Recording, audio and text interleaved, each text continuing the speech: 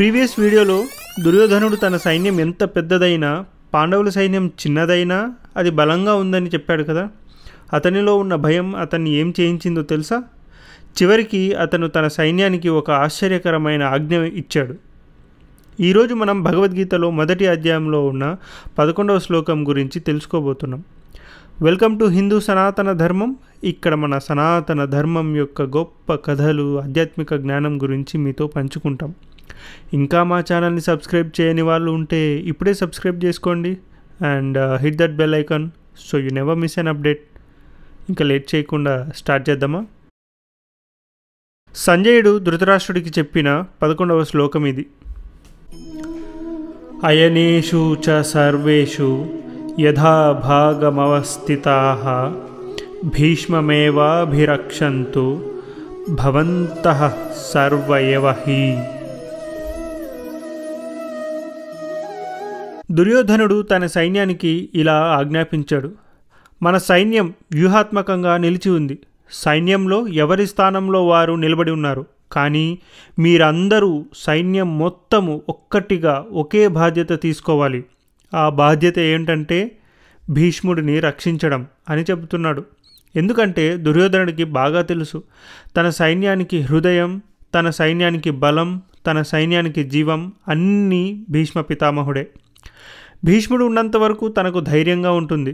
భీష్ముడు పడిపోయిన వెంటనే తన సైన్యం గాలిలో ఎగిరే ఆకుల్లా చెల్లాచెదరవుతుంది అని తెలుసు.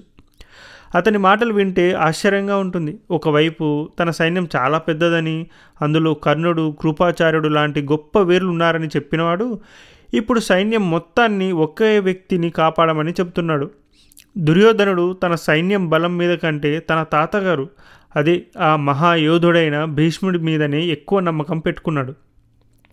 కానీ అతని లోపలి భయం ఎంతగా ఉందంటే ఆ భీష్ముడికి కూడా ఏదైనా జరుగుతుందేమోనని భయపడుతున్నాడు. అతనిలో ఉన్న విశ్వాసం, భయం ఒకేసారి బయటపడ్డాయి. ఇక్కడ మనకు ఒక అద్భుతమైన పాఠం ఉంది. మన నిజ జీవితంలో కూడా అంతే. ఒక ప్రాజెక్ట్ మేనేజర్ని ఊహించుకోండి. తన టీంలో ఎంతమంది టాలెంటెడ్ పర్సన్స్ ఉన్నా భయంతో ప్రతి చిన్న పనిని తానే చేస్తాను అని చెప్పడం, లేదా ఒకే ఒకరి మీద అన్ని బాధ్యతలను మోపడం, ఇది మైక్రో మేనేజ్మెంట్కి ఒక ఎగ్జాంపుల్. ఇది భయం నుండి పుడుతుంది. ఒకవేళ వీళ్ళు ఈ వర్క్ సరిగ్గా చేయలేకపోతే అప్పుడు ప్రాజెక్ట్ బిస్కెట్ అవుతుందేమో అనే భయం. దుర్యోధనుడిలాగే మనకున్న రీసోర్సెస్ మీద, మనం వేసుకున్న ప్లాన్ మీద నమ్మకం లేకపోవడం వల్లనే ఇలాంటి కంట్రోల్ని చూపిస్తాం. భగవద్గీత మనకు నేర్పేది ఇదే. మనకు కష్టం వచ్చినప్పుడు మన స్కిల్స్ను, మన చుట్టూ ఉన్న వ్యక్తుల క్యాపబిలిటీస్ని మనం ఎలా నమ్మాలి? భయం మనకున్న బలాలను, మన చుట్టూ ఉన్న సపోర్ట్ను యూజ్ చేసుకొనివ్వకుండా ఎలా చేస్తుంది అని. ఇంత భయంతో కూడిన ప్రశంసల తర్వాత భీష్ముడు ఏం చేయబోతున్నాడు? తన సైన్యానికి ధైర్యం చెప్పడానికి అతను ఏం చేశాడో తెలుసుకోవాలంటే 12వ శ్లోకం కోసం సిద్ధంగా ఉండండి.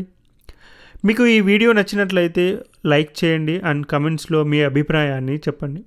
మరీ ముఖ్యంగా ఈ వీడియోని మీ ఫ్రెండ్స్ అండ్ ఫ్యామిలీ మెంబర్స్తో షేర్ చేయండి. ఇంకా చాలామంది ఇలా మన ధర్మాన్ని తెలుసుకోవాలి.